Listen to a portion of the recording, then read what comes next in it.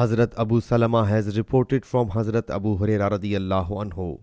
Allah's Apostle sallallahu alayhi wasallam passed a decree about two women belonging to the tribe Hundal who fought with each other. One of them pelted the other with stone which struck her on her belly.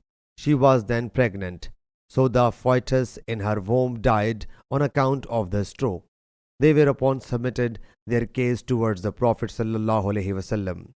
He sallallahu alaihi wasallam issued the decree that the blood weight of the fetus in the womb is to give her a slave or a slave girl. The guardian of the killer said, O Allah's Apostle sallallahu alaihi wasallam, how should I pay the blood weight of a child who has neither drink nor has eaten or spoken anything nor has yelled? So his blood weight stands nullified.